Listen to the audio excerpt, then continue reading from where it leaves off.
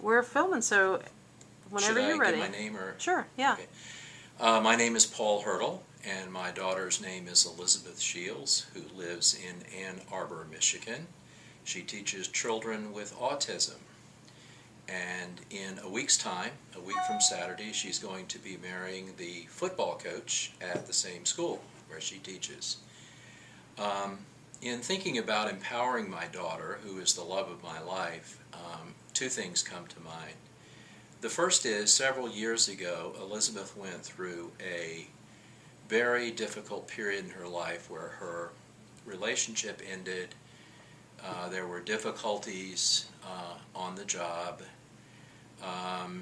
And as a consequence of that, she gained a great deal of weight and became rather depressed. And long story short is, Elizabeth called me and said, Dad, what do I do?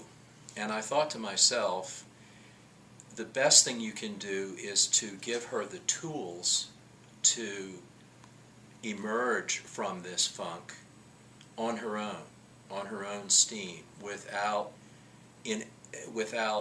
pontificating or without preaching. And so I said to her, well, let's make a list of all the things that suck. And we had a list of 5 or 6 items, and I noticed that one of them was her physical condition.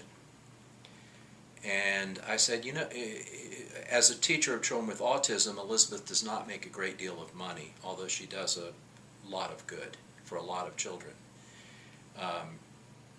And so I said to her, you know, that one is free. You can really take care of your body and better your body without spending a lot of money.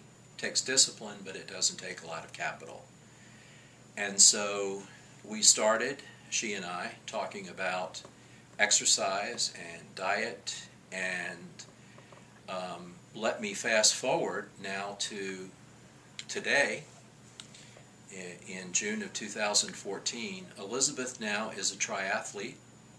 She does races that include swimming, bicycling, running. She is at a physical peak condition and at a weight level that is below what she weighed as a bride. She is glowing and beaming and very proud of her achievements in these triathlons all over the country. And I feel like that by giving her the tools and working with her on the discipline to overcome that one thing, which was the physical aspect, suddenly the other pieces of her life, she felt empowered to work on those as well. She is now in a wonderful relationship. She has been recognized as one of the Special Ed Teachers of the Year in Michigan.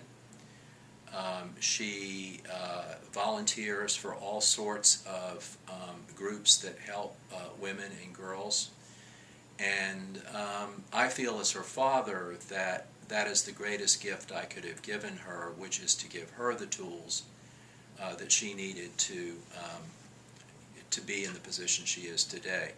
The second thing I would mention is that perhaps because of this work that we've been doing together as father and daughter over the last couple of years, she asked me to officiate at her wedding. And it took me aback because I'm a lawyer. I'm not a rabbi or a minister or a pastor or a priest. And then I realized very shortly after she and her fiance asked me this question, that it's perhaps the greatest honor a daughter can give her father is to say, on this most special of occasions, I want you, instead of a stranger or someone that I don't know as well as you, to officiate at my wedding. So, as a lawyer and an extrovert, I can stand in front of 500 people and not feel a nerve and talk for 2 or 3 hours. And I'm scared to death about officiating in a week's time at a wedding with 50 or 60 people.